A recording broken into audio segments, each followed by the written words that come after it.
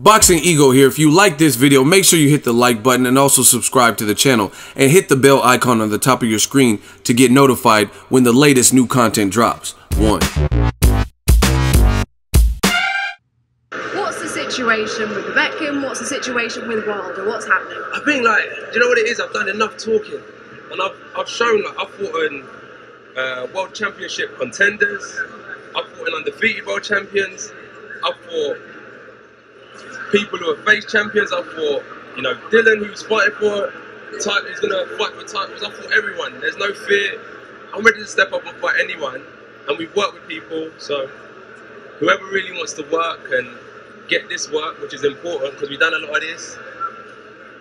I love it in the ring, man. That's where we're at. We're with Matchroom, we're with Sky. They know where we're at. They know the venues, and everyone's welcome to come over and have some fun with us.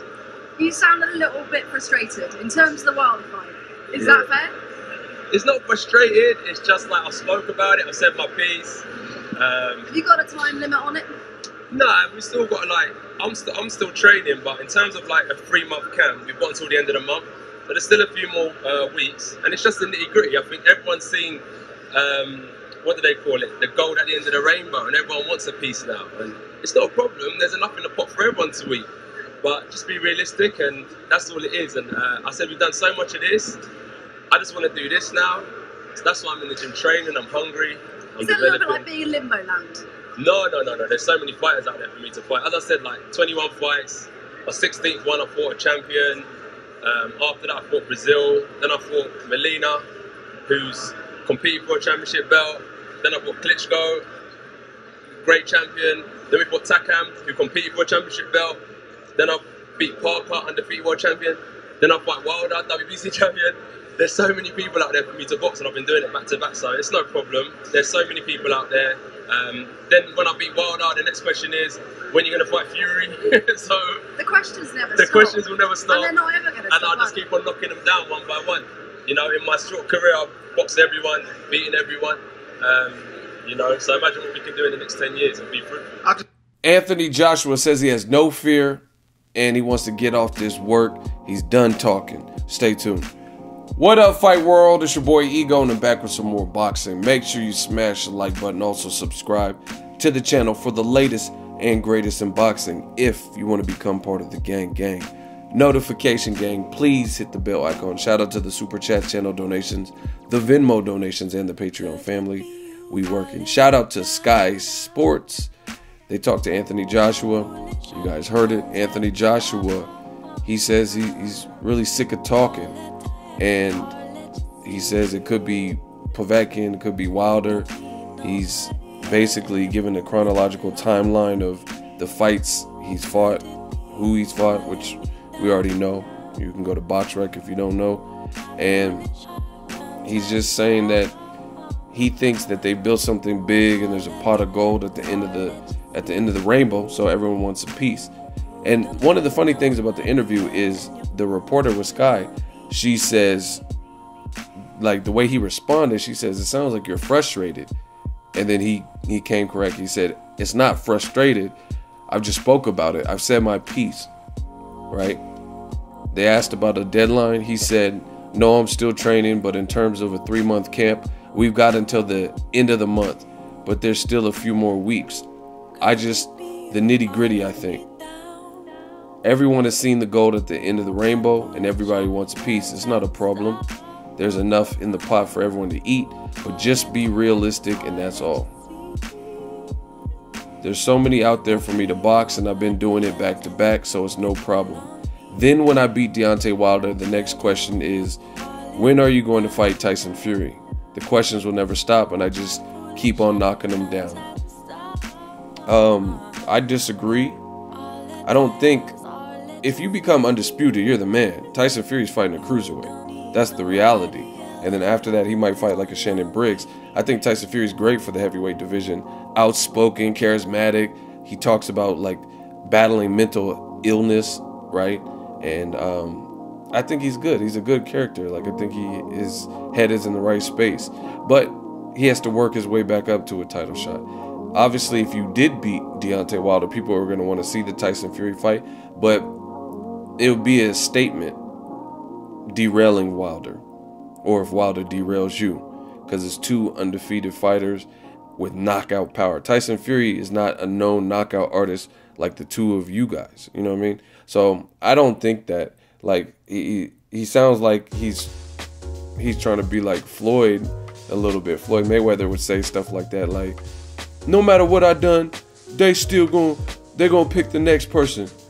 If I beat Pacquiao, they're gonna say, when you fighting Maidana? What about Canelo? You know what I'm saying? That sounds like some stuff Floyd would say. But I already told you on my channel, if he fights Wilder next and he defeats him like he believes he will, that's what he said, that's what Eddie Hearn said, then he could take a couple of tune-ups. To be honest, he could take whatever fights he wants. Like, he could fight Brian Jennings, he could fight the winner of Dillian White, Joseph Parker, a rematch there. He could fight Tyson Fury, he could fight Emmanuel Char, Kubrat Pulev, at least for a fight or two. I mean, you just became undisputed in the heavyweight division, which is unprecedented in this modern generation, right?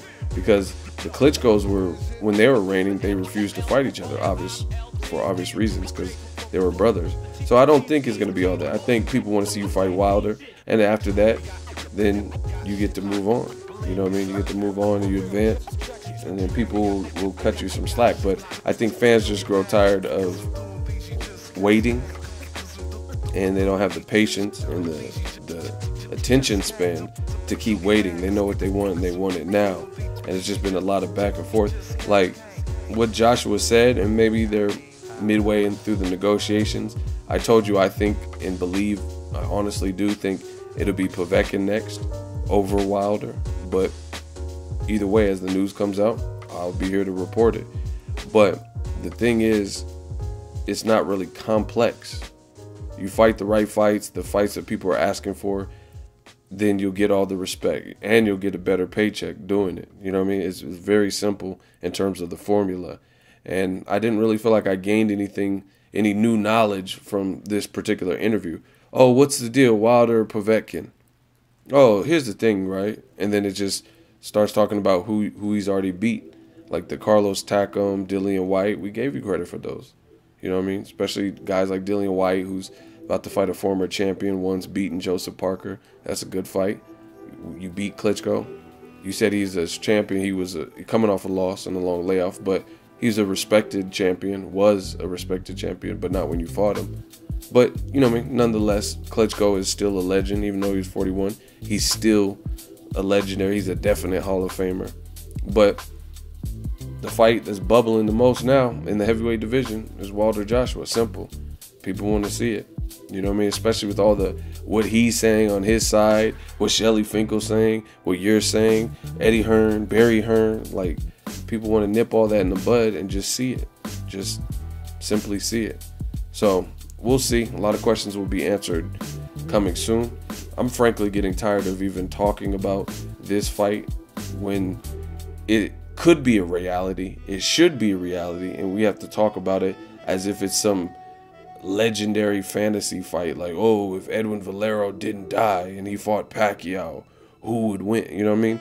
This doesn't have that. Obviously, you can't bring someone back from the dead. Rest in peace to Edwin Valero. You know what I mean? So those fights simply couldn't happen. You know what I mean? Floyd and Paul Williams. Paul Williams went through a tragic accident, so that can't happen. This absolutely can happen. So that's it.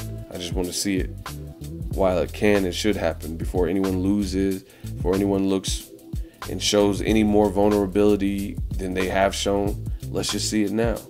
Let you guys collect a big paycheck. I'll support it. I'll pay whatever I have to do. Let me know what you guys think of Joshua's comments. He said he has no fear and he's ready to knock them all down. He didn't reveal if it's Joshua versus Povetkin or Wilder. Let me know who you think he'll fight next and what's your take on this interview. Drop your thoughts in the comment section. Make sure you smash the like button as always. Hate, comment, and subscribe. Till next video's Ego signing off. So if you enjoyed this video and want more content like this on the channel, you can show your appreciation by going to the PayPal donate button or the YouTube support button, and you can donate any amount that you feel is equivalent to the value of this video. Much more to come. Thank you guys for your support. Boxing Ego, the future of boxing.